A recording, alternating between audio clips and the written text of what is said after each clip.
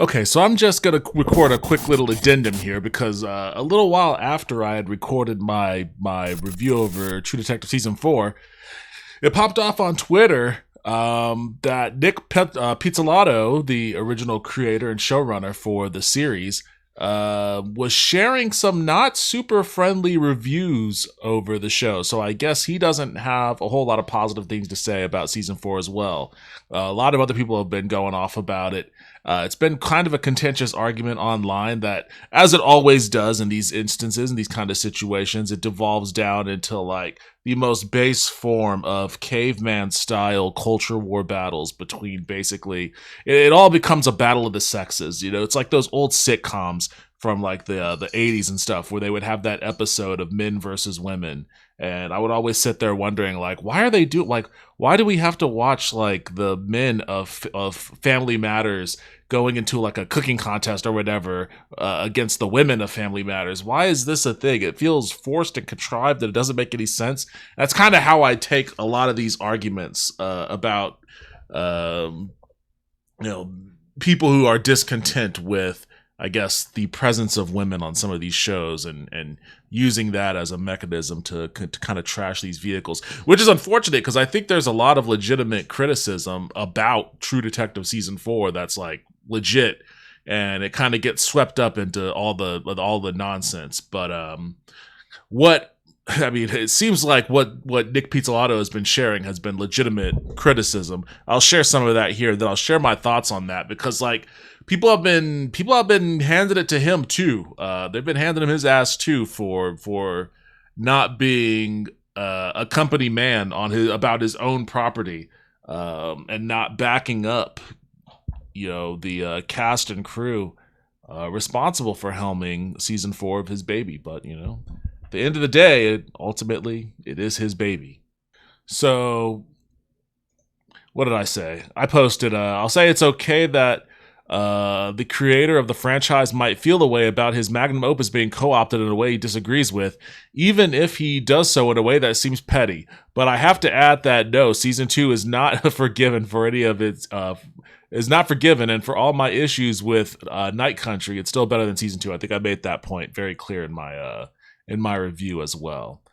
But so I guess this person, Nic Pizzolatto, posted it to his story on Instagram. This person says, "Just want to send love to @Nic Pizzolatto. I can only imagine how it feels to have all of his classic dialogue butchered and misappropriated like it was last night. And the interview where she says they exist in the same universe. No, they do not. Last night's finale was some of the sloppiest writing I've ever watched. So insulting to call it True Detective and beyond disrespectful, invoking time is a flat circle. Rewatching, I also kind of had a problem with that, to be honest. It kind of felt like, for the most iconic line of the first season, it kind of felt like it was a cheap throwaway to kind of remind people, hey, remember that? Remember this? Remember that? Yeah, so I agree with that statement, at least. I don't know if I would go so far as say disrespectful, but, I think it cheapened a great line. Rewatching season 1, I feel this may be blasphemy, and it may be due to 20 more years of rewatches, but it hits me harder than Twin Peaks right now. Season 1, episode 1 is perfect, every beat. It's mind-blowing how loaded it is. And also, like, a good deal of what made True Detective season 1 awesome was the masterful direction of Cary Fukunaga. So let's not forget that. Cary Fukunaga had a big role to play in season 1, looking awesome, and I think his absence had a big role to play in season 2, not being so hotta, not a so hotta. Every decision had the entire show's central idea in it. The layering in the scenes, the subtext in the dialogue that you only know later. Wow, unlike 99% of TV, they were not making this up as they went along.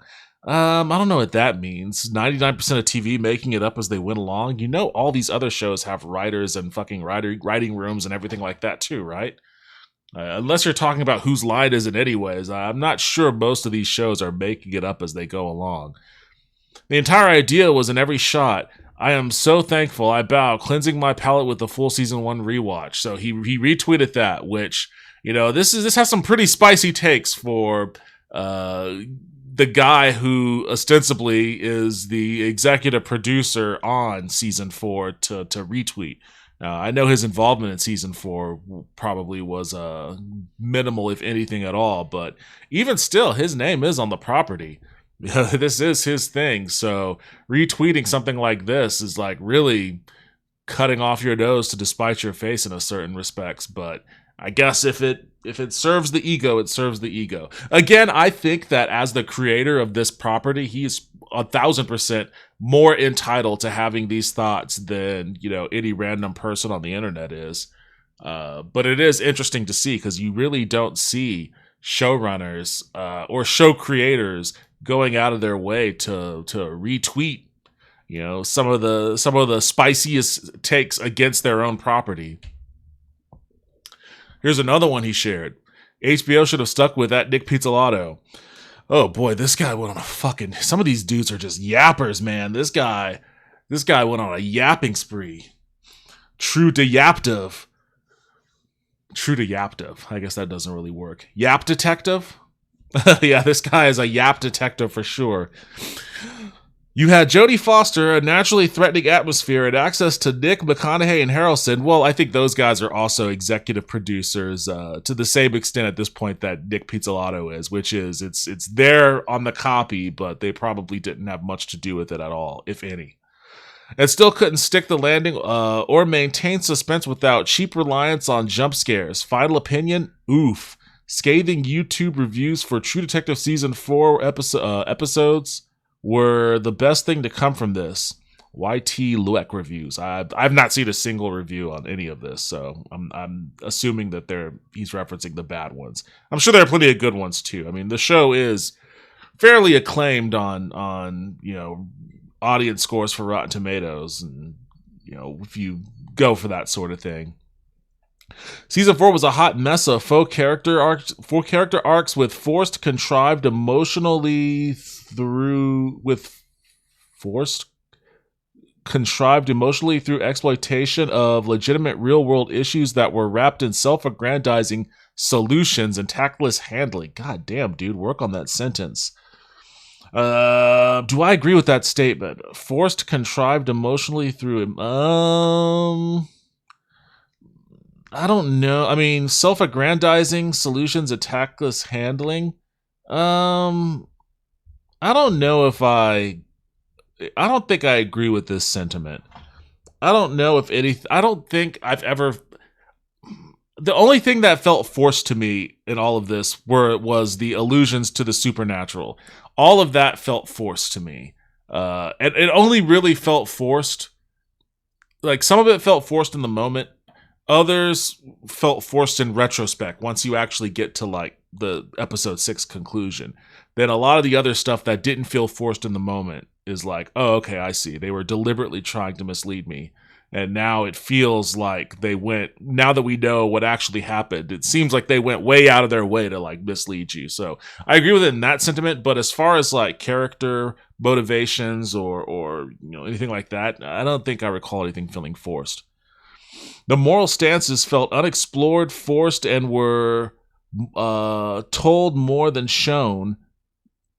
Moral stances were told more than shown, while criminal actions lacked any genuine thought or insight into the human psyche, and every action seemed a childish, impulsive response to circumstances, wholly lacking any sort of forethought or contribution to the whole story, serving only to get to the, quote, next thing I want to shoot, point I want to make. Oh my God. Okay, so the only reason why I'm reading this is because this is what Nic Pizzolatto put on his story, so clearly he has some level of agreement with this, but man, this strikes me as like a really bitter film school major who, you know, whose writing is indicating to me why he has reason to feel bitter. Lazy, nonsensical, and counter character resolutions across the board. At Issa Lopez, that's the writer for and showrunner for season 4, missed the mark hugely and capitalized off allusions to the successful season with a solid set of characters, lore, and expectations without having any actual tiebacks. I agree with that. The polar bear theory would have been more better. It would have been a better, I don't know what that is, more surprising solution than the trite, self-righteous vigilantism offered as an emotional and moral indignation of the audience, but only served as a weak conclusion to the more repeated heavy-handed attempts of the season's proof that men equals problem. I agree with all of that. I don't know if I ever got the vibe. I don't know if I ever got the vibe that that men equals problem in all of it, because, you know, I think there was like it was definitely more corporation equals problem. There was a lot of conflict between Jodie Foster and like her daughter that, you know, men played no role in. I don't recall. That had some issues going on there. Navarro's character had a male partner that was very strong and supportive, very well written character. Although I imagine that, you know, some of the more Return of King's aligned contingent of viewers would probably not like that character, probably think that character was overly feminized and was playing a woman role or whatever. But, you know, he was a good character. He definitely wasn't a problem character as far as this men equals problem equation is concerned. That John Hawkes' character was probably, I mean, I guess all the scientists were all dudes, and, you know, they were all responsible for what happened, and yeah, that's a problem. And there are issues with that beyond there. I have issues with that beyond just like men equals problem, so I'm not even going to get into that. But I guess as far as like John Hawkes' character is concerned, even he was written with a lot of emotional depth. Like, you really got to feeling sorry for that character for a while. Up until the very end. And even at the very end, you understood that, like, his character hit the off switch. You know, he did a suicide by cop. Yeah, he wasn't going to kill Jodie Foster's character. But in order to get off of the ride, you know, he made it very clear. You know, so I don't know. I think that I understand the men equals problem thing that he's coming from with this, or they're coming from, whoever wrote this. But I'm not for certain if I ascribe to it. The solution raised more questions than provided answers. I waited through 5 episodes hoping for a payoff at episode 6, so did not get that. Yeah, so like this is, again, these are all really scathing, and this is really bitter reviews that the show's creator is sharing on Instagram. I think it's within his rights. He's perfectly within his rights to have these opinions or agree with these opinions if he does. More so than anyone else, it is his baby. And yeah, season 4 did do a lot of allusions and direct callbacks in some respects to season 1, in ways that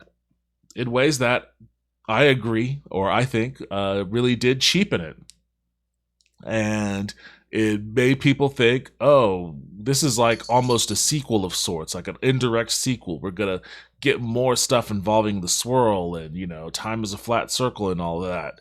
But, no, it wasn't any of that. It was just, hey, remember that season that was cool? Well, we're like that. We're just like that. We're doing it all over again. We're running it back. And I can understand, you know, season 1, we don't know how much time Nic Pizzolatto spent writing season 1. It was the first season. He could have written it a few months, or he could have spent years on top of years writing it. All right, you know, it's different. It's kind of like, you know, a band spends their whole life making their first album, but then they have to make their second album in a year. You know, it's like, and then the second album, you know, is derided as not being as good as the first album. And it's like, yeah, they had more time to make the first album. It's like that. It's like, I don't know how much time he had to write season 1, but he had more than he did with like season 2, which is universally panned. And you know what? This guy says, I'm sorry, all is forgiven, but I reject that. All is not forgiven. This season is still miserable. But I'm okay with that because, you know, again, it's tough to do a follow-up. And season 3 was a course correction in my view. I like season 3 a lot, but I understand, like, if I understand him feeling a certain way though.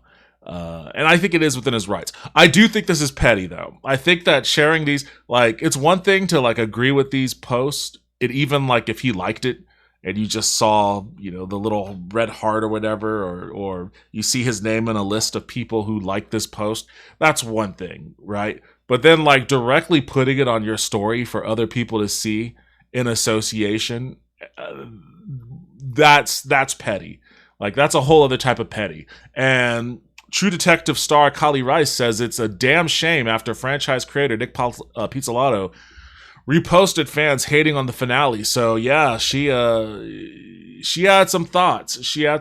And you know, I understand that too. Like, you don't ever really want to see this kind of fight break out between, like, the executive producer and creator of an esteemed show and one of the stars for a, you know, it's a well received. It was a well received season for the most part. I know a lot of people are trashing it, but you know, I think the ratings were there for it for certain. I think people were way more down on the finale than they were the rest of the show, though, and that's the real problem. Is for a show like this, you got to stick the landing. It reminds me a lot of when I watched Westworld, the first season of Westworld. I watched that with Justin, and like, I remember telling him after damn near every episode how much I didn't like the show. And I was like, I don't know, man. I don't like this. I don't think it's very good. And I wasn't liking it. I didn't like the first season of Westworld until that last episode. And that last episode was so fucking good, with Anthony Hopkins' monologue and like the big twist and turn and like the explosion of violence. It was so good. It was such a good final episode that it, in retrospect, made me like the rest of season 1. And it's like, oh, that was actually a really good season.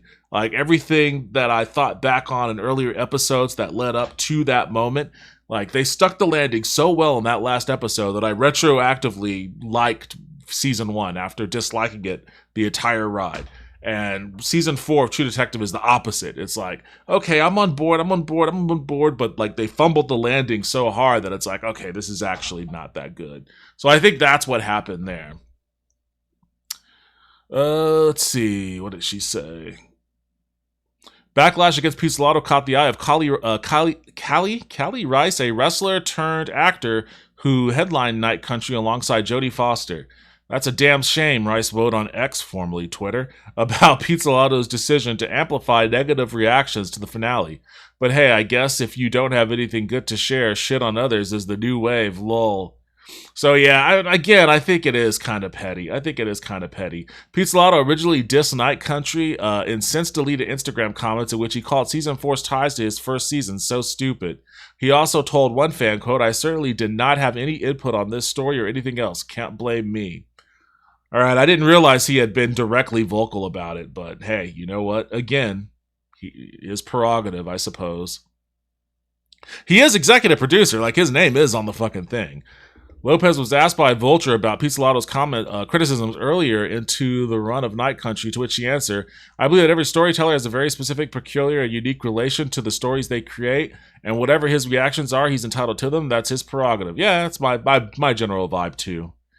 "I wrote this with profound love for the work he made and love for the people that loved it," Lopez added, "and it is a reinvention, and that is different, and it's done with the idea of sitting down around a fire and let's have some fun and have some feelings and have some thoughts, and anybody that wants to join is welcome." Okay, well, you know what? You know what? Let's just end this here and go into my review. How many extra minutes is this going to tack? Oh, geez, I went on for 18 minutes. Jesus, fucking Yap Detective over here. True Detective Yap Country. Let's get to more of my yapping on my thoughts on Season 4. True Detective Season 4 has come and gone. The season finale had just aired last night, and I watched it. I watched all of Season 4, True Detective Night Country, which is the first season of True Detective that was not helmed by Nic Pizzolatto. I think that's how you pronounce his name, the original series creator and the writer/showrunner for the highly acclaimed season 1 of which this season of True Detective kind of has some callbacks to and has been compared to the most, more so than seasons 2 and 3. We don't talk about season 2. Nobody talks about season 2. I'm actually kind of surprised at the reception that season 4 has been getting, because on Twitter, at least, and I haven't really looked at TikTok because, you see the gray in this beard. I'm not really on TikTok all that much. But on Twitter, at the very least, seems like there's a lot of people that have they got a lot of smoke for season 4. What are my opinions? Well, personally, I thought it was decent. I thought it was better than season 2 by an almost immeasurable margin. But I also thought that it fell fairly short of seasons 1 and 3 by considerable margins, which places season 4 at being, for me, just decent. Not great, nothing special, but not bad either. I thought all the actors in it were fantastic. Jodie Foster did an amazing job, and I love seeing John Hawkes in anything, so I'm a big fan of that guy. And if you have not watched the movie Small Time Crime that he stars in, definitely go find it and watch it. Too Late is also another great one there too. I like to think of that. I like to think of it as like a trilogy, where Too Late and Small Town Crime are like prequels to Night Country for his character. Either way, I digress. I like the cast and all of that, but there's a lot of contention about season 4 with respects to its ending,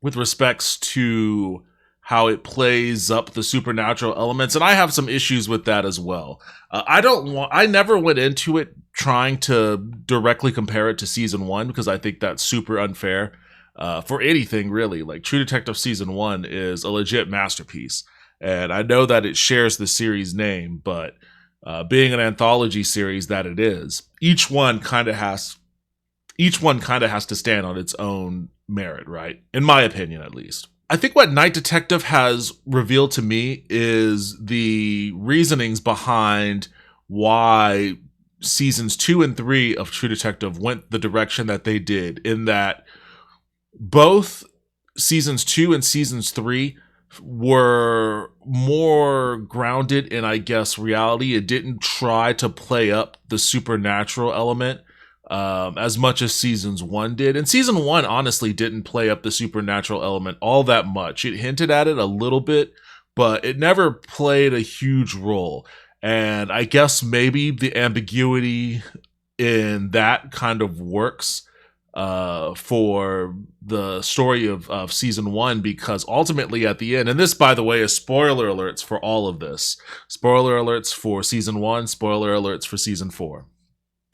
And maybe even 2 and 3 if I get into that a little later. But at the end of season 1, the whole idea of it was the struggle between good and evil, basically.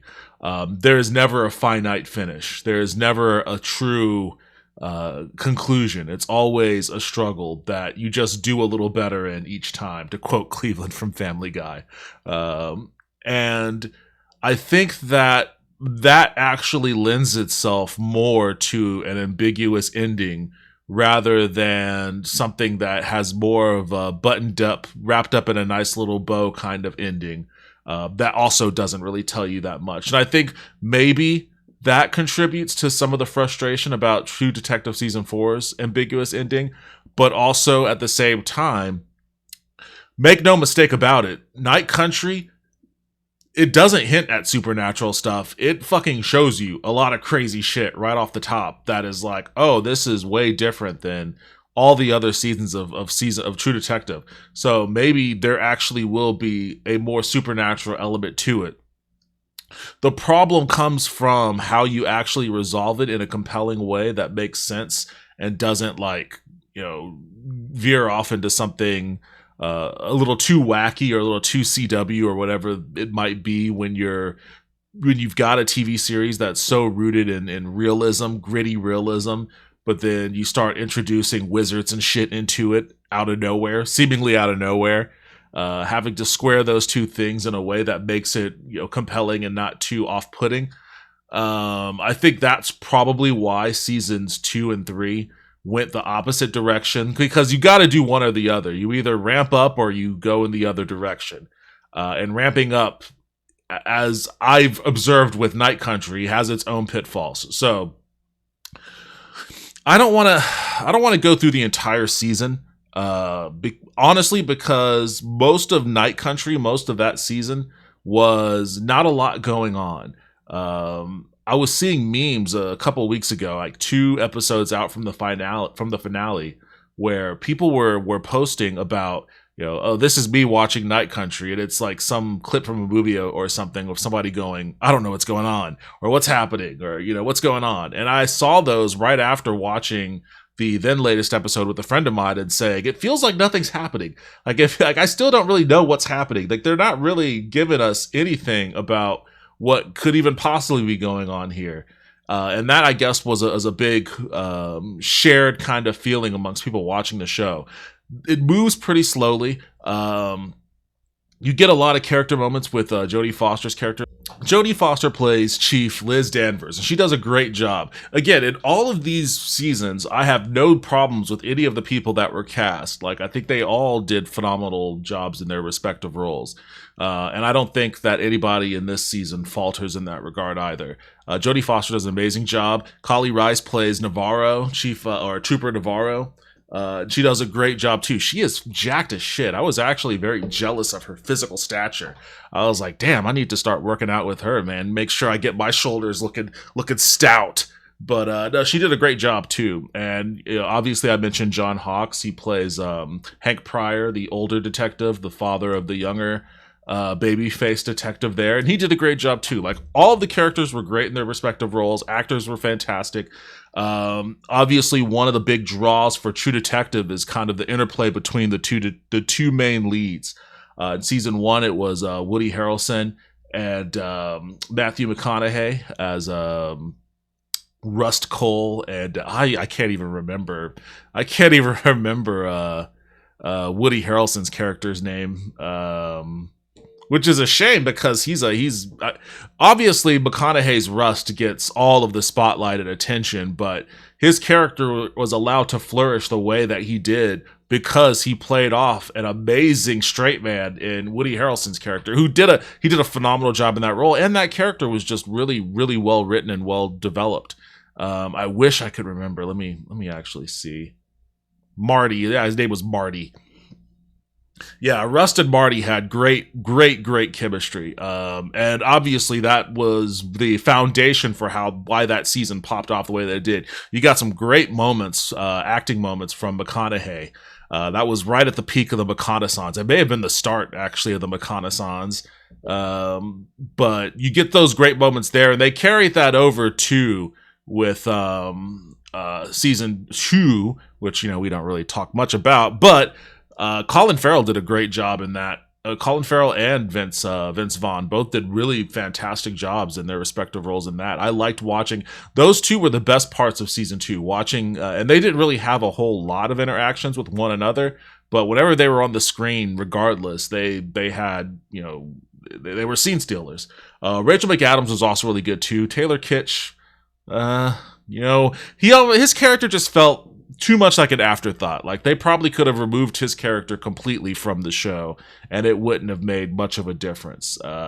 So that's kind of a bummer there. But other than that, they were all great. Obviously, it's season 3, which I think is very underrated. Not that it got like bad marks or anything, but people don't talk about it nearly as much as they should. Because Mahershala Ali did an amazing job. He played Wayne Hayes. He was a state detective, Vietnam War veteran.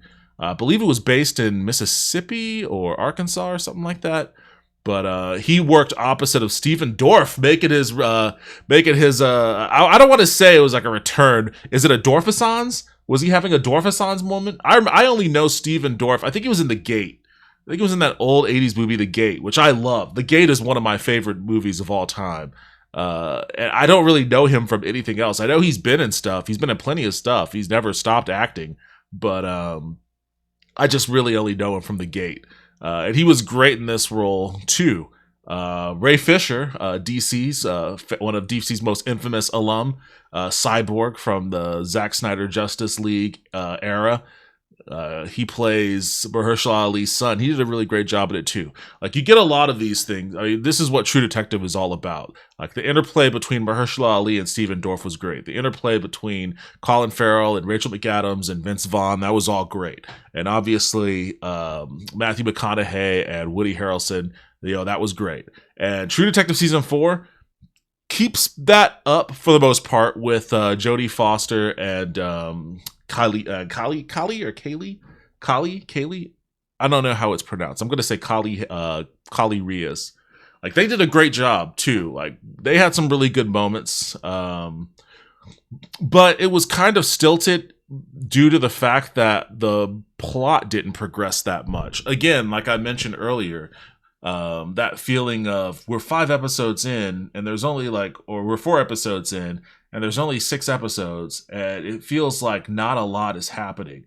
It feels like we're still waiting for some big twist to occur. When you have that much, I guess, I don't know, lack of movement, or maybe a little bit too ambiguous storytelling going on, it makes the moments between your two characters feel a little more time wasty than like you're actually watching them develop around plot points. Like in True Detective season, I don't really want to get into a habit of comparing it to season 1. There are a lot of comparisons to season 1. The show actually does deliberately call back stuff from season 1, so I guess if there are comparisons, maybe it's its own fault for doing that. But it's its own show, it's its own story, and it stands on its own 2 feet. But I will just say, as a point of reference, in season 1, you see these 2 characters who hate each other. Rust Cole and Marty, and as the story progresses, as these major plot points reveal themselves, as you start to understand, oh, wait a second, like they might dislike each other, but they are at least compelled to work together through a common hatred of whatever is going on with respect to the kidnapped kids and these weird religious people and all this other sort of stuff. And as those plot points start to reveal themselves more and more in crazier and crazier escalations, like, you see the characters themselves as they are trying to work through these issues and come to terms with shit that's going on around them, in their car while they're driving. You can see them develop their relationships a little more, like, especially in the 3rd episode. And that's like that was the pivotal moment in that 1st season. This is like a part of the problem with the 4th season, where it's like, okay, we're 4 episodes in, but what's happened in the 3rd episode of that 1st season? They had the wherewithal to give you some shit. You get an epic shootout. Like, first of all, you get some pretty tense moments of Rust going back into narco land, where, and we could talk about that a little later too, because that also dips into the quote unquote supernatural elements of the 1st season. But he dips back into narco land, and he's talking to these bikers and whatnot, and he's trying to prove that he's one of them while he's going undercover. And it gets pretty tense. There are some tense moments, but eventually he gets to the point where it's like, okay, we kind of screwed the pooch on this thing. We got to do this the hard way. And they go into like the projects and like what looks like Compton or whatever. I don't know where it was in Louisiana, but it looked like South Central LA or whatever. And there's just that epic single camera shot of Rust Cole in a massive shootout. He's just moving from house to house or whatever, trying to escape with that dude. He kidnapped that guy, and he's trying to escape with him, and it's just this crazy fucking firefight. And then you get to the end of the episode, he jumps into the car with Marty, and they drive off, and the next episode starts with them interrogating that dude. And I think that may be the point. I don't know if he's I can't remember. It's been a while since I watched season 1. Can't remember if he's the guy they kill, but there is a dude that they murder and then they cover it up, which is kind of mirrored. Well, it's not kind of, it's exactly mirrored in season 4. But as that all happens, you get the characters, and that's we're talking about episode 3. You get the characters kind of working their way through those issues, and now they have a common bond that while they're still trying to work through this investigation, like they've got this thing that ties them now, this murder that they've committed that they're covering up in service to stopping a serial killer of sorts or uncovering a grand conspiracy. And that helps build those character moments out when they're driving in the car and having their banter and whatnot, or when they're working together to resolve some clues and all this other sort of stuff.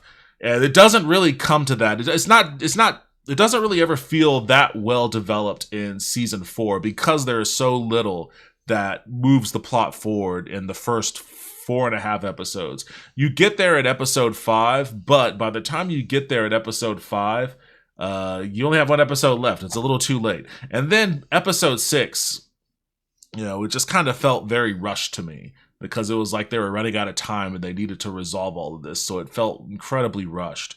There were still some good moments, but I think that the pacing probably hurt this show more than anything else did. Again, I like the characters and all that. I also like the setting. Alaska's creepy, and the frozen north is rife with lore and mythology that is perfect for horror, perfect for a thriller that could be told during the long dark. Those 30 days of night, that's a perfect setting for something Lovecraftian even. People losing their minds in the darkness. Like there's all sorts of stuff, and there's plenty of media that plays to that too. There's a recent, just thinking of recent movies. There's Arctic, I think, starring Mads Mikkelsen. One of my favorites was a Marvel podcast for Wolverine, The Long Night, which is a podcast. It's like a radio play starring Richard Armitage as the voice of Wolverine. And he's up in Alaska during the long night he's being framed for murder, basically. And it's a really cool story. Definitely check it out if you haven't. But I like that setting. It's a cool setting. It lends itself to so much potential for like a creepy, mysterious detective story. And I felt like maybe the show buckled under the weight of trying to do too much. There was political messages with respects to like pollution from a corporation that gets touched on a little bit here and there. Like there's a story about the daughter that's becoming an activist and the indigenous people that, Jodie Foster doesn't, I don't really know. Maybe she doesn't like her association with the indigenous culture, or maybe she just doesn't want her daughter to be involved in dangerous activism. Not really sure there.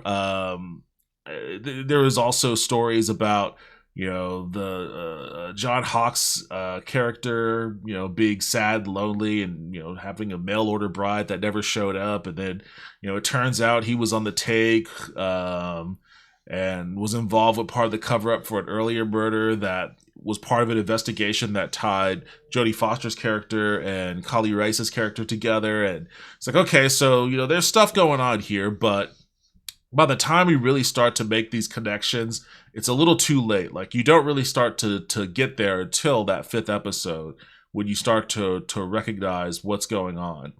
And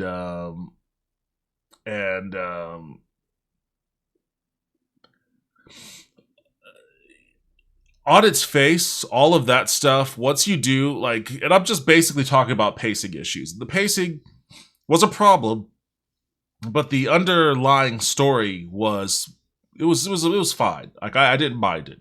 It's just Scooby-Doo shit basically. Like you pull off the mask and it's a evil business owner that's polluting the country, that's polluting the environment, and they're the ones responsible for the murder / cover up. And then once you get down into what actually happened at the scientific facility, it's like, oh, okay, so the scientists were working in concert with the corporation to cover up the pollutants because the pollutants made it easier for them to, thaw the permafrost or whatever that they needed to thaw in order to study some whatever that was all about. It's like, okay, so there's 2 Scooby-Doo villains with masks. It's the scientist and it's the corporation. That's like, okay, I can understand. I can get with all that. Um, where this starts to have a problem comes from what I think, in my view, is the main point of contention with this season, and that is that this show, and I mentioned it earlier about how seasons 2 and 3 of True Detective went the opposite direction as far as its leanings towards the supernatural. And this show went super hard towards the direction of the supernatural. It straight up shows you, like, there are numerous instances in this season where there's like a zombie looking character that has glassed out eyes going, just pointing at someone. It happens often. The main Kali Rice's character, Navarro, she's having flashbacks, talking to people with their heads blown half off, and people are wandering out in the middle of blizzards, and like oranges are mysteriously and inexplicably rolling around on people's floors and shit, and like, it's like it doesn't ever hide the fact that, not only does it not hide the fact that there's a supernatural element involved, it parades it on Main Street and wants you to get involved, get on board with this being a ghost story of some sort. And it's like, okay, this is different. I wonder how this is going to play out. And the way that the show ends, so, and again, this is another callback to season 1. There are several callbacks to the supernatural element, or the supernatural and existential elements to season 1. You get the swirl. That swirl comes back, and they incorporate it into the local lore of Enos, Alaska, and use that to kind of string people along towards the supernatural bend. There's also, I think, one of the scientists, during one of his ramblings, repeats the Rust Cole line of time being a flat circle. Like they're definitely playing back to, like, no, this is the supernatural elements of season 1 wasn't a red herring. It's real, and it's happening here in Alaska too, is basically the take that the show goes on. But in True Detective season 1, what ends up happening is, first of all, fairly early on in that season, they kind of dismiss, like, they show Marty Cole, or they show Russ Cole looking up at the birds in the sky as it forms the swirl. But then they almost I can't remember if it's before that or a little after that, but almost instantly around that time, they explain that away by him having been deep undercover, as a narcotics agent, and having to, as a function of being undercover, do a shit ton of drugs, so he's constantly having acid flashbacks and shit. He's tripping out at any given fucking moment, and that actually plays a prominent role in the season finale for that first season, as he's walking through Carcosa. And then the cool thing about that is Carcosa is always like mentioned as like this kind of ethereal fantasy land, like, oh, Carcosa, what the fuck?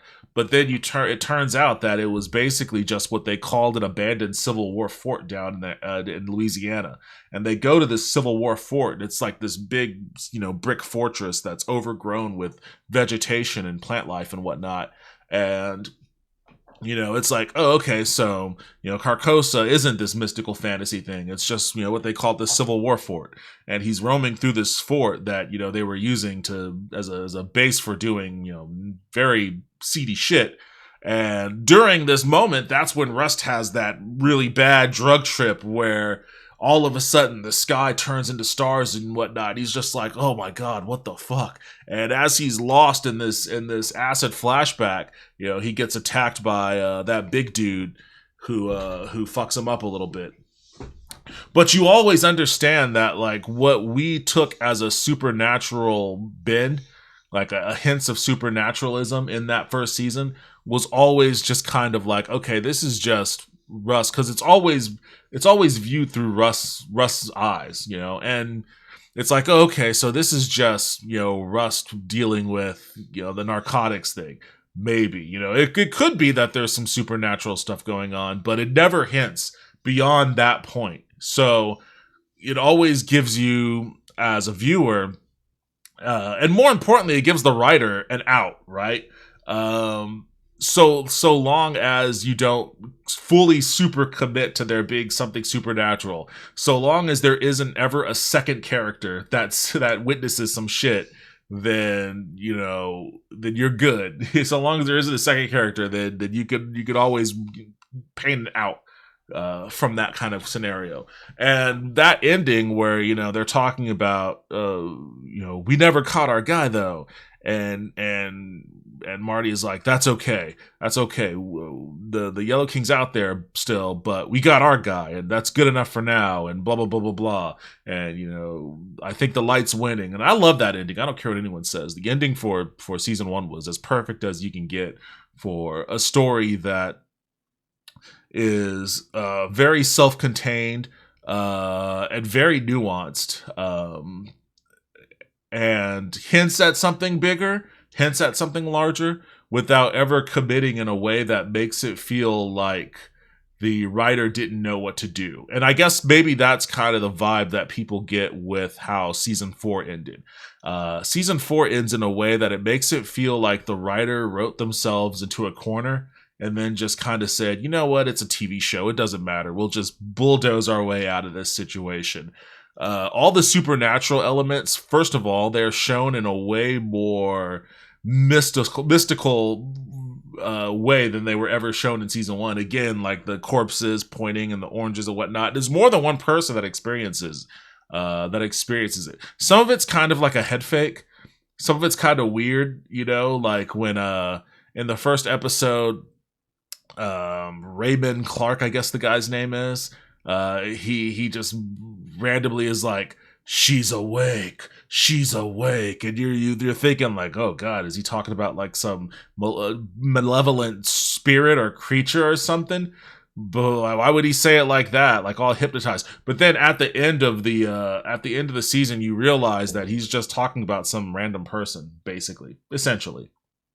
And it's like, oh, so it's like, why would he say it like that though? Like, why would he say it like he was being mesmerized by a ghost to say it? Like, if he really thought that it was just somebody coming back to whoop some ass or whatever, then I feel like he would have responded in a little bit of a more human way, rather than a way that seems like it was deliberately written to mislead an audience. And that's kind of how it felt. Like, a lot of it felt towards the end like, oh, this was written to mislead an audience rather than, something that felt organic and natural. The whole thing ends like, you get the guys that all the scientists that were found frozen dead in the middle of the wasteland, and then they're doing like whatever they can do for an autopsy. And early on, they're like, these people, they didn't die here. They died someplace else, but then they ended up here. So it's like, okay, that's weird. What, are they like zombies or some shit? But then they completely like dismiss that, and they're like, no, they died out here. They actually did die out here. Never mind that whole they died elsewhere and then ended up here part. Like, they died out here. And it's like, okay, we're even going to show you how they died out here. And so they end up literally showing you exactly the mystery that the whole TV show is about. Like, how did these scientists end up naked, frozen, and dead out in the middle of the wasteland? Like, that this doesn't make sense. Like, what's happening here? And how does it connect to the murder of Annie, what's her name? And at the end of it, they all tie it together. So, spoiler alerts, it ends up that Annie found out that the scientists were the ones that were encouraging the corporation to pollute in that area, because the pollution allowed them easier access to permafrost that they were experimenting with for some mysterious, never explained scientific purposes. And it's very Dexter's Laboratory, in that they never really it's just, we could change the world is literally, I think, the extent of how they explain it, which is literally the same way that people that develop shit like Flappy Birds describes their apps. So it would have been better if they had something a little bit meatier for people to get on board with, but nevertheless, for science purposes, they were polluting. And, once she found out, she started destroying the permafrost. And then one of the scientists just like starts brutally stabbing her with like some kind of a microscope thingy. I don't know what it was called. And then all the other scientists are hearing this because she's screaming at the top of her lungs. And they come down into like the little ice cave that's beneath their facilities. and they see this happening, and they all just decide, hey, yeah, we're all on board, let's fucking group murder this woman. And I guess they all just murder her as a group, for whatever weird asinine reason. But once they murdered her in a group, at some point, I can't quite recall, but the group of indigenous women find out about this, and they squad up and they form a lynch mob, and they basically kick down the doors for this scientific facility, rifles in hand. They ransack the place. They gather up all the scientists who are freaking out and trying to hide and smashing shit and whatnot. They round them all up. They put them in the back of a semi, drive out into the middle of the tundra, force them out. They strip them naked, fold their clothes. That was a part of the mystery. Like, these clothes are perfectly folded, and there was something supernatural going on there. But no, it just turned out it was this lynch mob that folded the clothes and then forced the scientists out into the nothingness, and then they mostly died out there, and that was the issue. And it's like, wait, so that's all it was? It was just a lynch mob because one of the I guess all the scientists group killed that woman? Like, how could they not have immediately solved that? Like, you would think, like, they use the idea of blizzards and whatnot can cover your tracks, to do a lot of nefarious thing out in the snow. John Hawk ends up getting capped by his own kid, and they bury his body out into the ocean. They do it specifically during a blizzard so that their tracks can be covered. It's like, that makes sense. That makes perfect sense. But like, if you've got a bunch of people that are coming in from a blizzard into a scientific facility, you're tracking shit in that facility. You've got all sorts of footprints all over the place. You've got all sorts of forensic evidence. They weren't being careful. They were storming that place. You're gonna have the first thing you're gonna notice as a detective when you walk in there is, oh, there was like some crazy ruckus going on here. How many people were involved? Like, obviously the scientists, but it seems like there were more. There's a bunch of snowy, muddy feet print coming in from a couple of different entrances here. Like, what's going on here? Why are there so many disruptions in this environment? So, was there a fight of some sort? Is this an abduction case? This looks like this may have been a home invasion kidnapping we're looking at here. Seems like that should have been the immediate go-to at the very top of this investigation. When the two detectives actually go and confront these women, it's really weird. Like, she's talking to like the matriarch of this group, and as she's talking to him, all of the other women just come out and like stand in a group, like in this somewhat imposing manner behind them, like, we've got your back, you can't arrest us all, kind of thing. And it's like, well, lynch mobs are still illegal. Like, even if the scientists were responsible for killing that girl, like, mobbing up and executing them in like a really brutal manner, it doesn't really fly. That's still not cool. Still not cool of y'all. But they were all women, so I guess that makes it cool. It's like, yeah, we could girl boss our way into a lynching. You could girl boss our way into a lynching if we're all on the same page about it. So it's like, okay, so they found out that this group of women are the ones responsible, but they're not really going to do anything about it. And I don't really know what all the other supernatural, like the other woman who was seeing the ghost of her son or whatever, who would periodically show up in the snowfalls. Like, I don't really know what's going on there. Like, was that necessary for us to see that? That's also one of those red herring things that makes you, it's designed to make you committed to the supernatural side of this. But there was never a supernatural payoff. Even at the end where it's like, and I think this is where a big point of contention occurred with respects to conversations about a disambiguous ending. After all of that, Navarro disappears. And they show her like just basically walking off into a snowy mountain. And as somebody's monologuing, maybe it's Jodie Foster, I can't remember, but all the snow's melted. It's like, the summer now, I suppose. And Jodie's at her cabin on a lake somewhere, and she's just sitting on her patio looking out at the lake. And Navarro's there. She walks up alongside her, and they're both just looking out there, and it's like, and then it cuts to credits. So it's like, wait, I don't. I guess all's well that ends well. Like that's the take that I get is all's well that ends well. Like I didn't get any supernatural thing. I didn't think she was walking off to go to Avalon or whatever. I didn't think that the ending represented some afterlife post credit scene from the two of them after their wacky adventures. I don't know. It just kind of seemed like they didn't. It felt to me like they didn't quite know how to end it in a way that made it satisfying um for people that did buy into like the extreme supernatural elements of the show that didn't pay off at all because nothing was supernatural. It just felt, I don't know, it felt like the writer painted themselves into a corner and didn't quite know how to paint themselves out of it, which is a very common problem with complicated detective stories.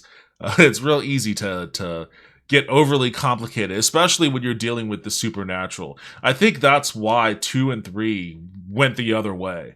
So they could keep it simple and they could not have to put themselves to a situation where, they turn what could be an otherwise good reality based detective story into something that feels like, something that would air on the CW or some weird, Japanese horror movie that loses the plot halfway through when everyone turns into Power Rangers and shit. Like trying to balance that equation is pretty difficult. I think season 4 of True Detective, attempting to do that, it probably did that the best way that it could, up until the ending, up until the finale, but ultimately it still fell short because there was just so much. It turned everything into a red herring. And when you think back on it, on all of the elements that pointed towards something supernatural occurring in the earlier episodes, it cheapens it. It cheapens it because, again, there wasn't really much else going on in those earlier episodes. It started off slow and it felt really slow all throughout. And, anything interesting that did happen in those earlier episodes was something that hinted at, a supernatural occurrence. Even the swirl, like they wrote the swirl off in a pretty generic way. They were like, oh, these stones are what, hunters use to mark areas of a lake where there's ice underneath so you don't fall through the ice and whatnot. So this is just a marking to know where an ice cave is. And I was like, really? That's all that is? And yeah, they ended up being like, oh, ice caves. We can get into the cave from the top through the. It's like, okay, that's fine, but you could have found another way to do that without the red herring of the swirl being an allusion to something supernatural instead of just something that a hunter uses to, mark a cave entrance. And it also just cheapens it from. It makes it. The whole thing just kind of made it seem like it was a slapdash homage to the first season, which is a bit of a bummer. It's a bit of a bummer. I know that I've been harping on the things I didn't like about it or whatever, and some of the things that didn't make sense, or maybe it's a little boring and whatnot. I still like it more than season 2. Again, True Detective season 2 is the season that shall not be named. We don't need to talk about that one. There were a couple of great moments in that season 2, but for the most part, that was a terrible viewing experience. Season 3, I thought, was phenomenal and second only to the first season. And all 3 of those seasons really, but particularly season 1 and 2, felt much more comfortable not trying to trick the viewer into believing that something supernatural is real, and really just spent more time getting people ingratiated to those characters and their trauma, their plight, and whether or not they were going to survive the day. Really. It was a little bit different with season 3 because you felt bad for Mahershala Ali's character having Alzheimer's. It was a much more human kind of thing, and I guess maybe to a lot of people who know someone who is experienced that kind of a thing, maybe it's much more relatable too. And whereas with season 1, it was all about how do you continue to fight the good fight when you are crushed, completely crushed and overwhelmed with an endless amount of cynicism and what experiences that lead you to believe that the evil side is winning? Like, how do you continue to fight?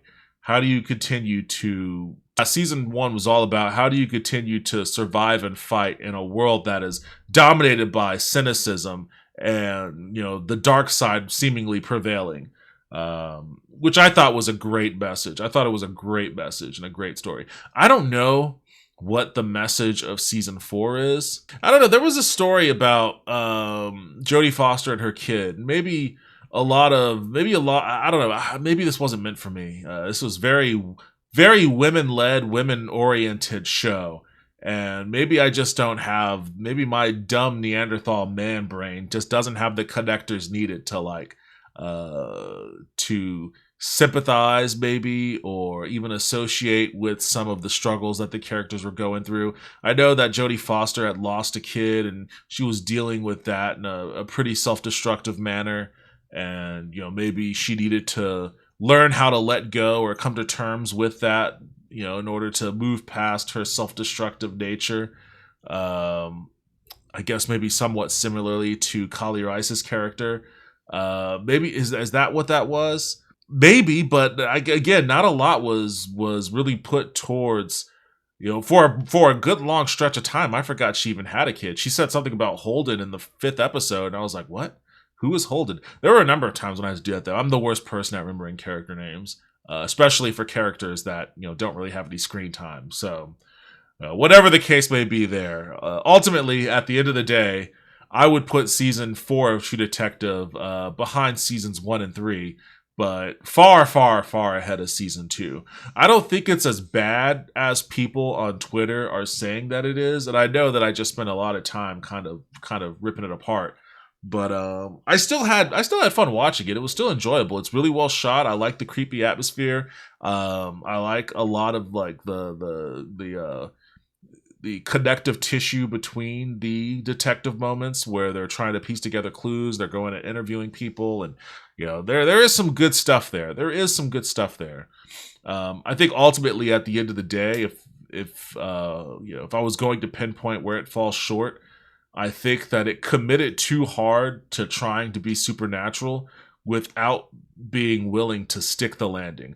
I think maybe the ending probably should have gone harder towards something more supernatural, rather than trying to explain it away in a realistic manner the way that season one did, and then ending up just kind of feeling like people that were invested in this supernatural story were sold short, I guess. And then other things that don't make sense now that we know that nothing supernatural has really occurred. Like, what about all the other stuff? So yeah, I guess that's maybe my take on it. I would still recommend watching it, but it's, in my view, it's still just decent, enjoyable, but number 3 in the list.